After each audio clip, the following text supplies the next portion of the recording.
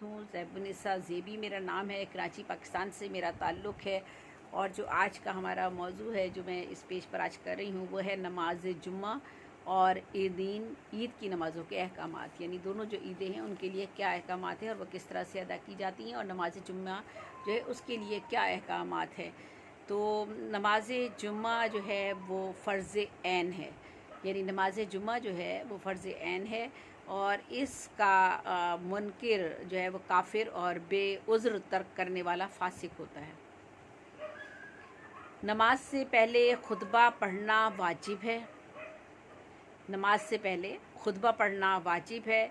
इमाम के सिवाय कम से कम 3 मुक्तदियों का होना ज़रूरी है, यानी अगर इमाम नमाज आपका पढ़ा रहा है तो उसके पीछे नमाज़ पढ़ने वाले कम से कम 3 लोग होने ज़रूरी हैं। इमाम के सिवाय कम से कम 3 मुक्तदियों का होना ज़रूरी है।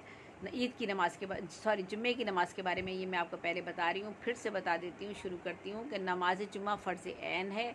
इसका मुनकिर, काफिर और उज़्र तर्क करने वाला फासिक होता है, यानी जो तर्क करे कि उज़्र बनाए और बहाने बनाए और वो तर्क कर दे इस तरह से, तो वो फासिक है। नमाज से पहले, जुम्मे की नमाज से पहले खुतबा पढ़ना वाजिब है। इमाम के सिवाय कम से कम 3 मुक्तदी जो हैं उनका होना ज़रूरी है, यानी इमाम के साथ अगर उसके पीछे जो नमाज़ पढ़ने वाले हैं वो 3 मुक्तदी होने चाहिए। पहली अज़ा तो हजूर के ज़माने से जारी है, अलबत्ता दूसरी अज़ा हज़रत उस्मान के ज़माने से शुरू हुई, लिहाजा ये भी सुन्नत है। खुतबा गैर अरबी ज़बान में पढ़ना साहिबीन के नज़दीक दुरुस्त नहीं, लेकिन इमाम साहब के नज़दीक खुतबा अदा हो जाएगा, मगर मकरूह तहरीमी के साथ। खुतबा बैठ कर पढ़ना मकरूह है। खुद जुम्मे का खुतबा ज़िक्र है, तस्गीर नहीं है, लिहाजा समझ में ना भी आता हो तो ज़िक्र नमाज की तरह अदा हो जाता है। ज़िक्र नमाज की तरह हो जाता है, अदा हो जाता है। तवील खुतबा पढ़ना मकरूह है, यानी तवील खुतबे से भी इज्तराब बरतना चाहिए। बाज़ दफ़ा ये होता है कि मौलाना साहब जो हैं मसाजिद में बहुत तवील खुतबात देते हैं, जिसकी वजह से ये होता है कि लोग जो है वो बहुत से लोग अपना काम छोड़ कर आते हैं, बहुत से लोग किसी और वजह से उनकी कोई और मसरूफियत हो सकती है, या बहुत से लोग बहुत ज़्यादा बुज़ुर्ग होते हैं, शायद इतनी सेहत की वजह से इतनी देर तक बैठ ना सकें। तो खुतबा जो है वो इमाम साहब के लिए ज़रूरी है कि वो खुतबे को बहुत ज़्यादा तवालत उसको ना दे। तो खुतबा बैठ कर भी पढ़ना मकरूह है, इसलिए खुतबा खड़े होकर दिया जाता है। खुतबे जुम्मे का खुतबा जो है वो तवील खुतबा पढ़ना मकरूह है, वैसे पढ़ा जा सकता है लेकिन मकरूह है। और नमाज जुम्मा, यानी नमाज जुम्मा मुसाफिर, औरत, बीमार, बच्चे और अंधे आदमी पर वाजिब नहीं है। यानी जुम्मे की नमाज़ वैसे तो नमाज जुम्मा फ़र्ज़ ऐन है, और लेकिन जुम्मे की नमाज़ जो है वो किन लोगों पर वाजिब नहीं है, ये बात ध्यान में रख लीजिए। जो अगर आप मुसाफिर हैं, औरत है, बीमार है, बच्चा है और अंधा आदमी है, तो उस पर नमाज जुम्मा जो है वाजिब नहीं है। और मैं मुसाफिर के हवाले से कि मुसाफिर की नमाज़ क्या होती है, मुसाफिर की नमाज़ के लिए क्या अहकाम आते हैं, उस पर मैं एक अलग से मैं गुफ्तगू कर चुकी हूँ। तो इसलिए अब बस मैं आपको ये ख़ास अहम बातें बता रही हूँ। औरत के लिए जुम्मे की नमाज़ घर ही पर पढ़ना जो है वो घर पे ही, औरत जो है वो अपनी घर पर ही अपनी नमाज़ पढ़ना उसका बेहतर है। जुम्मे की नमाज़ अगर वो पढ़ना चाहती है तो वो घर पे ही नमाज ज़ोहर पढ़ना उसका बेहतर है औरत का। यानी हम ज़्यादातर जो औरत के लिए जुम्मे के बजाय घर ही पर ज़ोहर की नमाज़ पढ़े। जुम्मे की नमाज़ तो चूँकि जो है वो मर्द के लिए जो है वो नमाज जुम्मा जो है फ़र्ज़ ऐन है, और जो है वो मर्द ही को खुद मस्जिद में जाकर नमाज़ पढ़नी चाहिए, और अव्वलियत इसी की है। कोई उज़्र हो तो एक बात अलग, वो बात अलग है। अगर कोई मजबूरी है, बीमारी है, या कोई और मसला है उसकी वजह से अगर आप नहीं जा सकते तो फिर वो उज़्र आपका अलग है, कोई बात नहीं। और औरत जो है वो नमाज जुम्मा जो है चूँकि नमाज जुम्मा जो होती है वो मुसाफिर पर, औरत पर, बीमार पर, बच्चे पर और अंधे आदमी पर वाजिब नहीं होती, इसलिए औरत के लिए जुम्मे के बजाय घर पर ही ज़ोहर की नमाज़ अदा कर लेना बेहतर होता है। और अगर कोई शख्स जो है बिला उज़र जुम्मे के रोज़ घर पर ज़ोहर पढ़ ले तो नमाज तो हो जाएगी, लेकिन मकरूह होगी। यानी उज़र कोई नहीं था, बग़ैर उज़र के आपने जुम्मे की नमाज़ घर पर ही पढ़ ली और जो है वो नमाज़ तो आपकी अदा हो जाएगी, लेकिन मकरूह है। बेहतर ये है कि आपको जुम्मे की नमाज़ के लिए मस्जिद जाना चाहिए। लेकिन बहरहाल बाज़ दफ़ा सूरत हाल ऐसी होती है कि जैसे आजकल के हालात हैं, और बाज़ सूरतों में वो मैं अलग से मैंने एक प्रोग्राम किया है कि किन सूरतों में जो है आप मस्जिद अगर नहीं जा सकते तो उन सूरतों में इजाज़त है कि अगर आप मस्जिद नहीं जा सकते तो आप घर पर भी अदा कर सकते हैं। जैसे आजकल की भी सूरत हाल है, कोरोना की वजह से जो सूरत हाल है उसमें अगर इज्तिमा का डर है, बीमारी फैलने का डर है, तो वो हवाले से जो भी अहकामात हैं या जिस तरह से जिन SOPs को अमल करते हुए अगर आप नमाज जुम्मा अदा कर रहे हैं तो वो बिल्कुल आप अदा कर सकते हैं, उसमें कोई पाबंदी नहीं है। और अगर कोई शख्स नमाज जुम्मे के तशहुद या सजदाए सऊ में शरीक जमात हो गया तो गोया उसका जुम्मा अदा हो गया। यानी अगर किसी शख्स को थोड़ी सी देर हो गई नमाज में पहुंचने के लिए मस्जिद में, यानी नमाज जुम्मे का तशहुद का वक्त आ गया या सजदा सऊ में सव कर रहा है तो उसमें वो शरीक जमात हो जाएगा, तो गोया उसका जुम्मा अदा हो गया। सजदा सऊ के बारे में एक अलग से गुफ्तगू है, अलग से बातचीत है कि कहाँ किन मौक़ों पर जो है सजदा सऊ जो है वो अदा करना चाहिए, वो अलग गुफ्तगू का मौजू है। अच्छा, जिसकी जुम्मा कज़ा हो उसे चाहिए कि अकेला ज़ोहर पढ़े और जमात ना करे। तो जुम्मे की नमाज के हवाले से मैंने आज आपको ये बताया है। अब मैं आपको नमाज ईदीन यानी ईद की जो नमाज है वो किस तरह से पढ़ी जाती है और उसके लिए क्या करना चाहिए वो भी मैं आपको बता देती हूँ। और इंशाल्लाह अगर अल्लाह ताला ने मुझे सेहत और ज़िंदगी दी तो मैं इज्तिमाए जो ईद है उस ईद का इज्तिमा पर भी एक प्रोग्राम करूँगी, और लैलतुल क़द्र पे भी अभी मुझे प्रोग्राम करना है। अभी कई मौज़ूआत हैं, अल्लाह करे कि मेरी सेहत ठीक रहे। और मैं अब तो बहुत तेज़ी के साथ रमज़ान का महीना चला गया है और थोड़े से दिन रह गए हैं। कोशिश करूँगी कि ज़्यादा से ज़्यादा मौज़ूआत और इस्लामी जिनका मैंने इंतखाब किया हुआ है उन सब पर बात कर सकूँ। तो नमाज ईदीन के बारे में मैं आपको बताना चाहती हूँ कि क्या अहकामात हैं। ईद की जो नमाज़ें हैं, यानी दोनों ईदें, छोटी ईद और बड़ी ईद, दोनों ईद की बात कर रही हूँ, उनकी नमाज़ें दोनों वाजिब है, जिनके लिए जमात का होना ज़रूरी है, लेकिन अज़ान और दिन में तकबीर नहीं होती।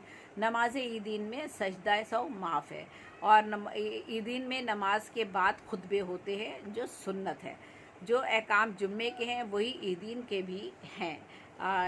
और ईद के नमाज का वक्त आफ्ताब 1 या 2 नेज़े बुलंद होने से लेकर ज़वाल से कबल तक होता है। यानी ईद की नमाज का जो वक्त है वो आफ्ताब 1 या 2 नेज़ा बुलंद होने से लेकर ज़वाल से कबल तक ईद की नमाज का वक्त होता है। वैसे तो हमारे यहाँ ईद की नमाज़ों का जो ऐलान है इन्हीं अहकामात को मद्देनज़र रखते हुए जो है वो ऐलानात कर दिए जाते हैं कि किन किन मसाजिद में कितने बजे जो है वो अज़ान होगी, कितने बजे ईद की नमाज़ होगी, और उसमें फिर हमारे जो है वो लोग शिरकत कर लेते हैं नमाज़ पढ़ने के लिए। तरीक़ा नमाज जो है वो नियत, इसमें उसी तरह से नियत की जाएगी। ईद की नमाज की 2 रकात वाजिब नमाज, ईद उल फ़ितर या ईद उल अज़हा, जो भी आप जिसकी भी नमाज़ अदा कर रहे हैं तो उसी की नियत करेंगे। ईद उल फ़ितर की है तो ईद उल फ़ितर की नियत, ईद उल अज़हा है तो ईद उल अज़हा की नमाज़ की आप नियत करेंगे। और उसके बाद जो है मार्च, इसके साथ 6 ज़ायद वाजिब तकबीरात होती हैं इसके साथ साथ, ठीक है। और इस इमाम के इक्तिदा में कहकर तकबीर तहरीमा या तकबीर इस्तिफ़ा यानी अल्लाह अकबर कहकर हाथ बांध लें। यानी आपने जब इमाम के आप पीछे खड़े होकर नमाज़ पढ़ रहे होते ना, तो इमाम को देखते हुए तकबीर तहरीमा यानी तकबीर अल्लाह अकबर कहना, जो वो तकबीर तहरीमा कहलाता है, अल्लाह अकबर कहकर हाथ बांध लें। इसके बाद सुबहानकल्लाहुम आखिर तक आपने पढ़ना है, सुबहानकल्लाहुम आखिर तक पढ़कर, और फिर 2 मरतबा तकबीर तहरीमा की तरह वही कानों तक हाथ आपको लेके जाना है, अल्लाह अकबर कहते हुए कानों तक हाथ उठाकर नीचे छोड़ दें। फिर तीसरी मरतबा भी तकबीर तहरीमा कहते हुए हाथ उठाकर हाथ बांध लें, यानी अल्लाह अकबर कहते हुए फिर दोबारा से आप हाथ बांध लें तीसरी मरतबा भी। इमाम सूरह फातिहा और ज़म सूरत, जो उसके बाद एक सूरत पढ़ी जाती है, वो ज़म सूरत जो है पढ़ेगा। अल्लाह अकबर कहकर रुकू और सजदा करके क़याम करें। इस तरह एक रकत आपकी हो जाती है।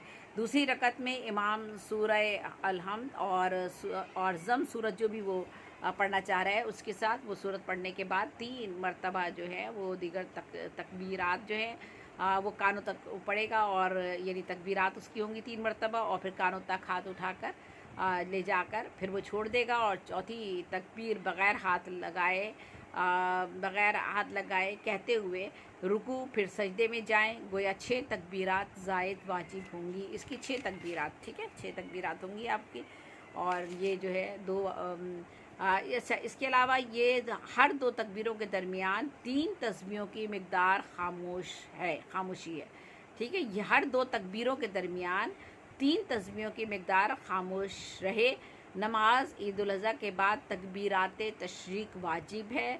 ईद उल फ़ितर में ईदगाह जाते हुए रास्ते में आहिस्ता आहिस्ता तकबीरें पढ़े, लेकिन ईद उल अज़हा में किसी कदर बुलंद आवाज़ से तकबीरें कहना मुस्तहब है।